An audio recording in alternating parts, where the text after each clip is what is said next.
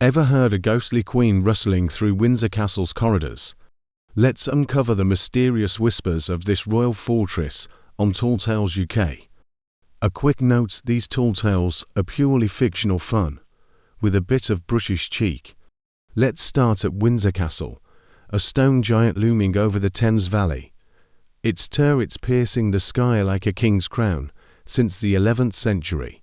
Built by William the Conqueror after 1066, it's been a royal stronghold for over 900 years, surviving sieges, fires, and even a Luftwaffe bombing in 1940. Its walls echoing with the footsteps of monarchs from Henry II to our own King Charles III, who still pops in for state banquets, the chandeliers sparkling as the corgis scamper underfoot. Windsor's been a stage for history's grandest moments. Queen Elizabeth II spent her wartime years here, knitting socks for the troops while doodling in her diary, and it's where Prince Harry and Meghan tied the knot in 2018. The town buzzing with tourists snapping selfies as the bells of St George's Chapel rang out like a victory march. But behind its polished facade, where the changing of the guard draws ooze and arse from the crowds, Windsor hides secrets darker than a moonless night, legends that whisper through its ancient stones like a chilly draft down your neck. In the castle's dimly lit corridors, where the air smells of polished oak and old secrets, a ghostly figure still wanders, her crown glinting with a spectral glow. Meet Queen Beatrice, a phantom monarch who vanished in 1483 while hiding a treasure. She tripped on a loose flagstone, and her crown rolled into a hidden crevice, never to be seen again. Beatrice was a regal sort, her velvet gown swishing like a peacock's tail, her golden crown studded with rubies as she flounced through the castle, her courtiers whispering "Blimey, she's a proper handful," as she demanded more jewels for her collection, her laughter echoing through the state apartments like a chime of bells. That fateful night, as Beatrice stashed her treasure chest of gold sovereigns and a sapphire the size of a goose egg in a secret nook behind a tapestry of a hunting scene, she muttered, "No one'll nick me sparklers now." But a flagstone shifted under her slipper, and she tumbled, her crown rolling into the shadows as she shrieked, "Oh, sod it, me best tiara." Her last words before vanishing into the ether. Her courtiers left scratching their heads, muttering, "Where's Her Majesty gone now? Off to haunt the garderobe again." Now, Beatrice's ghost haunts Windsor's corridors, her crown glinting in the moonlight, her voice a regal huff, "Where's me bloomin' treasure? If you leave a ruby well, a red sweet'll do on the corridor floor, tucked behind a suit of armor where the tourists snap pics." Beatrice might whisper a clue, her ghostly gown swishing as she grumbles, "Check the tapestry, ye daft sod." But don't nick her treasure, or she chase you through the castle, her shrieks louder than a banshee at a barn dance. On foggy nights, her huff mixes with the creak of floorboards, a royal echo that sends shivers down the spine of every night guard patrolling the halls, their torches trembling as they whisper, "Beatrice is about, best not nick her sweets."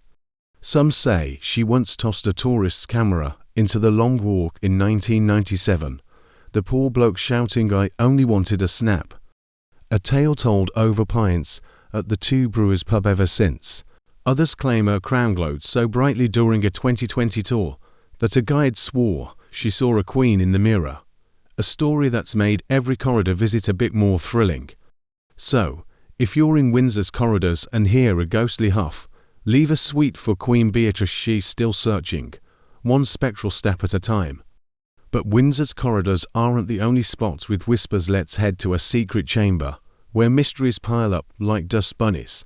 Windsor Castle's labyrinth of rooms, over 1,000 of them, has seen its share of secrets, from Henry VIII's feasts in the Great Hall, where he scarfed so much venison he burst his doublet, to the Round Tower, where medieval kings locked up traitors, their chains rattling as they begged for mercy through the arrow slits. During the 1640s Civil War, Charles I was held here before his head met the chop, his ghost supposedly still pacing the Dean's Cloister, muttering, "I should have stayed in Scotland."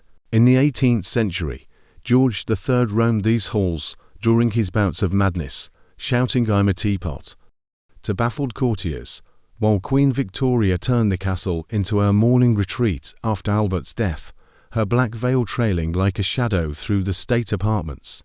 Somewhere in this maze of stone, a mysterious door hides a chamber few have seen. Its secrets locked tighter than a miser's purse. Meet the hidden room of Lord Cedric, a spectral chamber that vanished in 1750 after a royal scribe sealed it with a curse. He locked the door with a hex, and the room faded into the walls. Cedric was a wiry chap, his quill always scratching, his velvet cloak stained with ink as he scribbled royal secrets, his spectacles slipping down his nose as he muttered, "This'll keep the gossips quiet." To his apprentice, a nervous lad named Pip, who'd whisper, "Blimey, Cedric, you're madder than King George."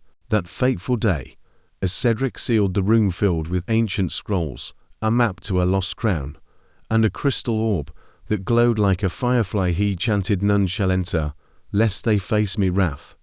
But a gust of wind slammed the door, and the room vanished, Cedric along with it, Pip shouting, "Oi, where'd ye go, ye daft bugger?" As the walls shimmered, the chamber gone like a magician's trick, leaving only a faint hum in the air. Now, the hidden room whispers in Windsor's walls, its door appearing in the shadows, its voice a dusty sigh. "Got a quill, mate?"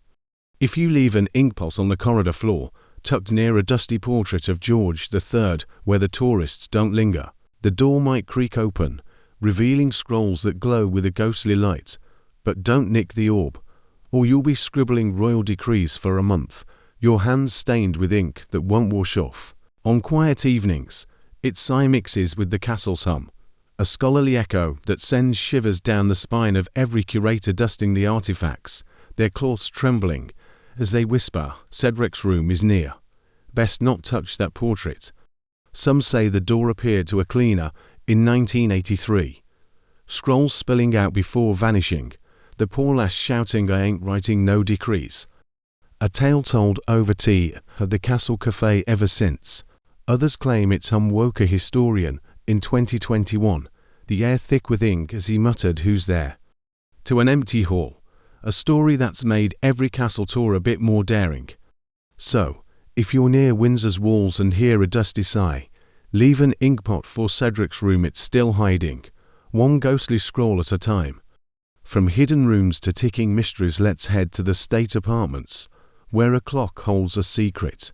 The state apartments, Windsor's glittering heart, have dazzled royals and visitors alike for centuries, their gilded ceilings sparkling during state banquets, where Queen Elizabeth II once toasted foreign dignitaries with a cheeky bottoms up, "Chaps."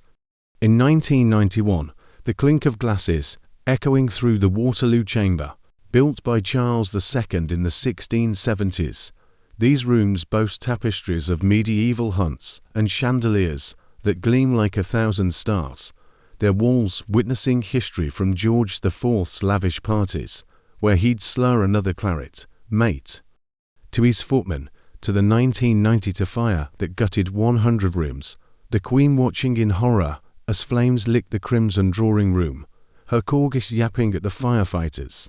In one of these grand rooms, where the air smells of polished wood and old money, an ancient clock stands frozen, its hands stuck in time. Meet the stopped clock of Lady Elara, a spectral timepiece that froze in 1815 after a royal tragedy. It stopped the moment Elara's heart did, and its curse began. Elara was a delicate lady in waiting, her silk gown rustling like autumn leaves, her golden hair pinned with a pearl comb as she flirted with courtiers, her giggle a melody as she whispered, "Fancy a dance, my lord." At George III's balls, her fan fluttering like a butterfly's wings, that fateful night, as Elara danced in the grand reception room, her lover, a dashing captain, revealed he'd been betrothed to another, and Elara's heart broke, her gasp echoing as she collapsed. The clock stopping at 11:11, the exact moment of her death, the courtiers muttering, "Blimey, that's a bad omen." As they crossed themselves, the music fading into silence. Now, the clock whispers in the state apartments, its hands glowing at 11:11 each night, its voice a mournful sigh, "Time for a dance, love." If you leave a pearl on the clock's base, nestled where the tourists don't notice, Elara might waltz with you, her ghostly gown swirling, but don't step on her toes, or you'll be dancing till dawn, your feet aching like you've run a marathon. On gala nights, its sigh mixes with the orchestra's hum, a tragic echo that sends shivers down the spine of every guest sipping champagne, their glasses trembling as they whisper Elara's dancing tonight. Some say the clock ticked once, during a 2005 banquet, a guest fainting as Elara's sigh filled the room. A tale told over scones at the Undercroft Cafe ever since. Others claim its glow startled a footman in 2023, the air thick with lavender, as he muttered, "I ain't dancing with no ghost." A story that's made every state dinner a bit more thrilling. So, if you're in the state apartments and hear a ghostly sigh, leave a pearl for Elara's clock, it's still ticking, one spectral dance at a time. From stopped clocks to feline mischief, let's head to the castle gardens, where a cat prowls with a secret. Windsor's gardens, a sprawling oasis of manicured lawns and blooming roses, have been a royal retreat since the 12th century, where Edward III once hunted deer with his hounds, their barks echoing through the home park, and Queen Victoria strolled with Albert, whispering, "Ain't these roses a treat, love?" as they sniffed the blooms, their parasols twirling in the sun. During World War II, the gardens grew spuds for the war effort, Princess Elizabeth digging in the dirt with a trowel, muttering, "Blimey, I'm knackered," as she hauled a sack of tatties, the air thick with the scent of earth and victory. In these fragrant gardens, where the air smells of roses and royalty, a feline spy still prowls, her purr echoing with medieval mischief. Meet Whiskers the witch's cat, a spectral tabby who vanished in 1588 while guarding her mistress's grimoire. She, a mouse, into a rose bush, and both disappeared in a puff of smoke. Whiskers was a sleek black cat, her green eyes glinting like emeralds, her tail flicking as she guarded her mistress, a witch named Maud who brewed potions in the castle's shadows, her cauldron bubbling as she cackled, "This'll make the queen sneeze. Hee hee." Whiskers purred, "Keep it down, Maud, you'll get us caught," as she batted at a mouse, her claws sharp as a knight's dagger. That day, as Maud chanted a spell to turn the queen's roses blue, Whiskers chased a mouse into the bush, her purr fading as a puff of smoke enveloped her, Maud shouting, "Whiskers, ye daft moggy, where'd ye go?" The grimoire vanishing with her, the roses turning blue as the queen sneezed "Achoo." From her window, the courtiers muttering, "Blimey, Maud's at it again." Now, Whiskers prowls the gardens, her face shimmering with a witchy glow, her purr a cheeky meow. Got a spell, mate? If you leave a mouse toy on the lawn, tucked near the queen's roses, where the gardeners don't tread, Whiskers might purr a charm, her green eyes glinting, but don't cast her spell, or you'll sneeze blue glitter for a week, startling everyone at the tea shop. On sunny days, her meow mixes with the bees' hum, a feline echo that sends shivers down the spine of every gardener pruning the roses, their shears trembling as they whisper, "Whiskers is about, best not touch them blooms." Some say she turned a tourist's scarf blue in 1999, the poor chap sneezing glitter as he shouted, "I ain't a wizard." A tale told over cream teas at the garden kiosk ever since. Others claim her purr woke a groundskeeper in 2024, the roses glowing blue as he muttered, "Who's there?" to an empty lawn, a story that's made every garden stroll a bit more whimsical. So, if you're in Windsor's gardens and hear a ghostly meow, leave a toy for a Whiskers, she's still prowling, a witchy feline with a spell to share. Which mysterious whispers your fave? Comment below and subscribe to Tall Tales UK for more whimsical British stories. Cheerio.